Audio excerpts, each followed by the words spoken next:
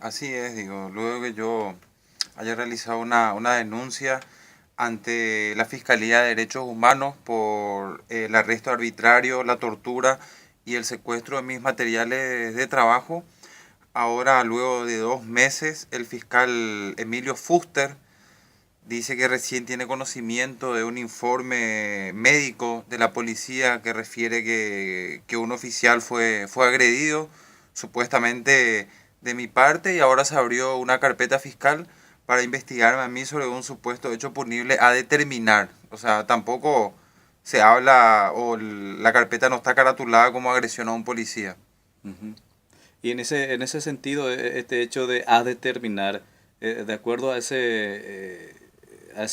no sé si imputación, llamarlo así, no Todavía es, no hay pero imputación. en el marco de las averiguaciones, por decirlo así, ¿qué implica aquello?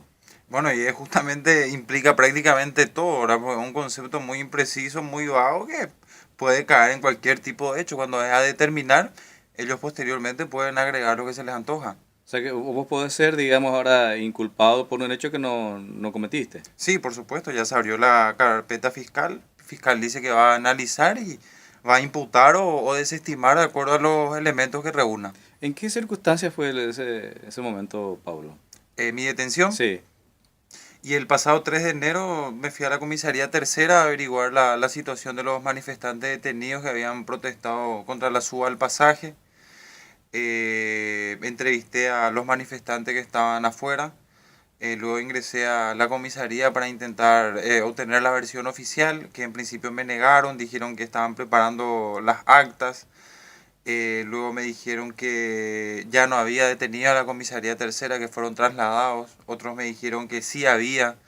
Y así fue un ir y venir, salir, porque se denunció también que se estaba quitando a gente por el portón de atrás de la comisaría, por la otra calle.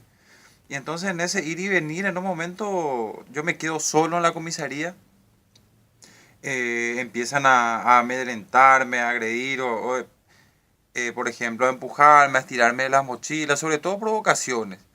Ahí entonces yo empiezo a fotografiar a cada uno de los policías, entre ellos al comisario Edgar Galeano, que yo lo estaba fotografiando, él intenta resguardarse como para que no ser fotografiado. Y en eso entonces da la orden de que me detengan porque supuestamente ya estaba molestando. Ahí entonces se me abalanzan en principio dos policías, intentan obviamente lo primero quitarme la cámara. Yo intento resguardar la cámara hasta donde puedo, empiezan a pegarme en varias partes del cuerpo, a apretarme sobre todo el cuello. Ahí es que prácticamente me reducen porque me dejan sin respiración, con una sensación de que estaba siendo estrangulado, me estaba quedando sin aire. Una vez en el piso me siguen golpeando, me quitan todo lo que tenía y me tiran al calabozo. Luego, tras ser liberado, no me devuelven ni la cámara fotográfica ni los apuntes. Hasta el momento. Hasta el momento, sí. Incluso yo reclamé eso y la fiscalía intentó devolverme una cámara que no es la mía y que yo por supuesto rechacé. Ujú. La policía que señala en ese sentido en su descaro, por decirlo así. Y la policía señala que ellos remitieron mi cámara a la fiscalía. Y la fiscalía dice, sí, la policía nos remitió esto, pero es una cámara que no es la mía.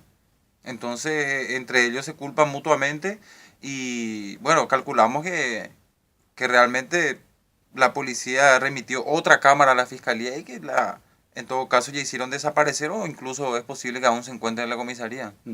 Este hecho de amedrentar, digamos, la labor y el libre ejercicio del periodismo, ¿cómo vos ves, Pablo? ¿Es un amedrentamiento? ¿Es una obstrucción?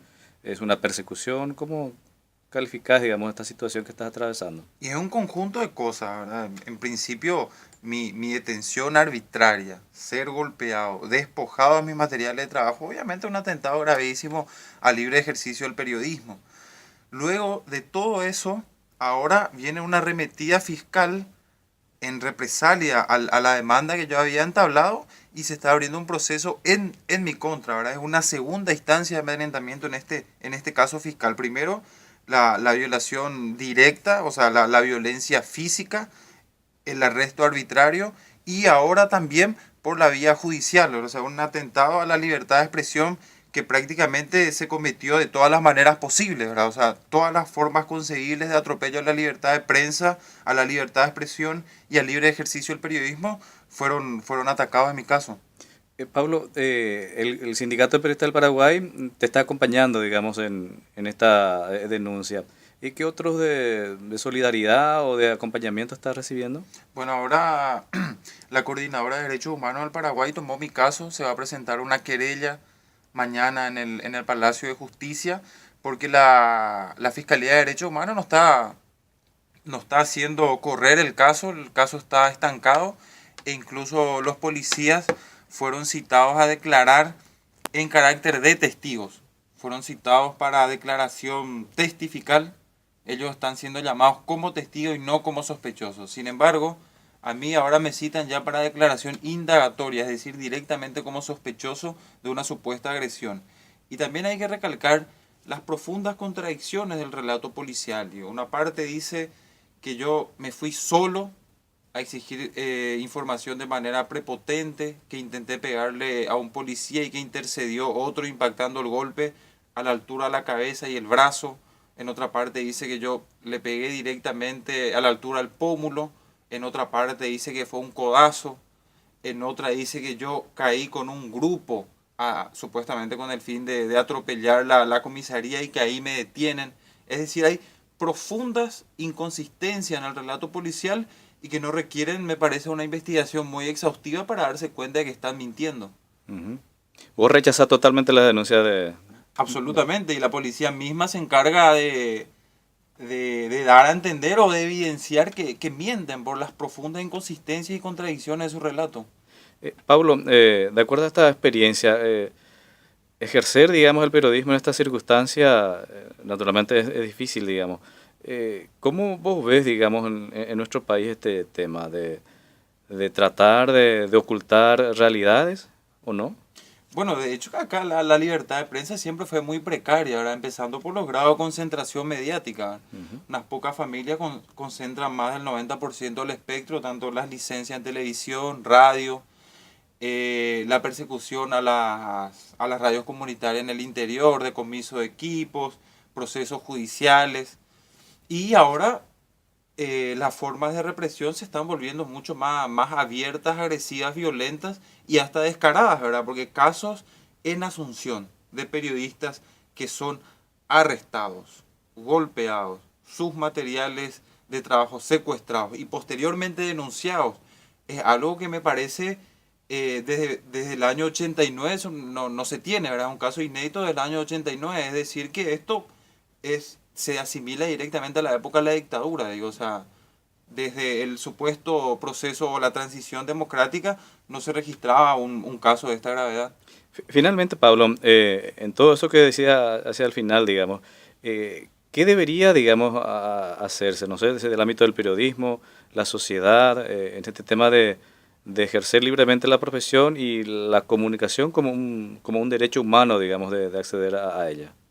Y precisamente en esa labor estamos intentando apelar a instrumentos alternativos a través de la comunicación virtual, porque a nivel estatal no se ve ninguna política para desconcentrar el espectro mediático, todo lo contrario, digo, la concentración aumenta y es cada vez más intensa, así que lo que nos queda es trabajar para hacer escuchar nuestras voces a pesar del gigantesco cerco.